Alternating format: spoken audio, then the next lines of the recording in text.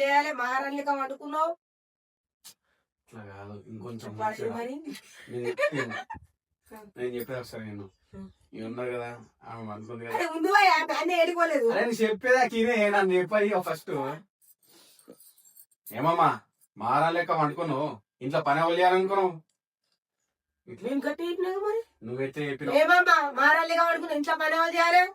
ఇంకా లస్కర్ అవుతుంటావు, ఇది బాగుంది ఓకేనా. సరే అప్పుడు నువ్వు జ్వరం వచ్చింది అత్తమ్మా అందుకే లేవలే చెప్పే.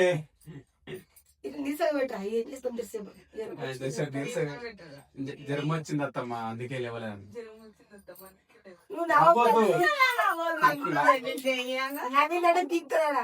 నవ్వుతూ జ్వరం వచ్చింది అత్తమ్మా లేవలేదు అందుకే నీరసంగా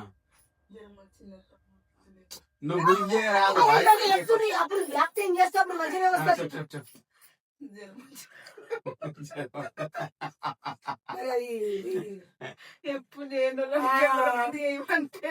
అలవాటు అయితే అక్క చేసిందా? చెప్పరా అట్లా కాదే బా. ఇప్పుడు అరే నేను చెప్పరా ఒకసారి, ఇగో ఫస్ట్ నీకు జ్వరం వచ్చింది, ఫుల్ బాధలు ఉన్నావు, ఎవ్వరు నీకు అన్నం తెస్తలేరు, కూర తెస్తలేదు, ఏ నీళ్ళు తెస్తారు అనుకో. అయితే ఫుల్ నీరసంగా ఉన్నావు. అయితే వచ్చి మీ అత్త పలకరించింది, నువ్వు బాధలు ఉన్నావు కాబట్టి అంటది, తిట్టిన తర్వాత జ్వరం వచ్చింది అత్తమ్మా అందుకే లేవలేదు. బాధతోటి చెప్పాలి, నువ్వు నవ్వు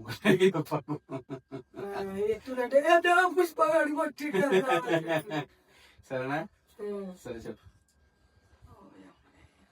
బాధని ఇప్పుడు నీకు జ్వరం బాధ అంటే ఇద్దరు ఆలోచించుకో, వెనకకు ఏడిస్తే చెప్తారు అట్లా. ఇక ఎట్లా జ్వరం వచ్చింది అత్తమ్మ అందుకే లేవలేదు మరి ఇట్లా. మీ అత్త అంటే నీకు భయము కాకపోతే ఇక మాట్లాడుతావు అంతే. నువ్వు అనుకుంటావు నేను డోర్ తీస్తా, ఏమమ్మా ఇంట్లో పని వాళ్ళు చేయాలి గీతం లాగా వండుకున్నావు మహారాణి లెక్క నేనంట.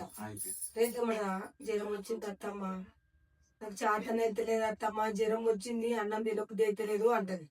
అవునా? అన్ని తినబుద్ధి ఎత్తలేదు మంచిగానే చెప్తున్నావు. అమ్మగారి ఇంటికి ఎంత కట్నం తెచ్చినావు, ఎన్ని పైసలు తెచ్చినావు అంట. ఏమంటావు ఏడుస్తావు. అప్పుడు ఏం చెప్పాలి మనకి? నేను తర్వాత చెప్తాను. అది అప్పటికి ఆపా జ్వరం వచ్చిందన్నది కూడా. అరే ఇంకేం చేస్తావు అంటే ఏదో బాధ ఫీలింగ్కి పోయి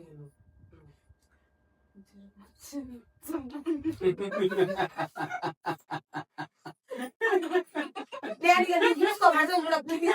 జ్వరం వచ్చింది అత్తమ్మా అందుకే లేవలేదు అంటావు. జ్వరం వచ్చిందని చెప్తావమ్మా, ఎంత కంగారం తెచ్చినావు, ఎంత కట్నం తెచ్చినావు, ఇట్లా ఇబ్బంది పెడుతున్నావు అన్న.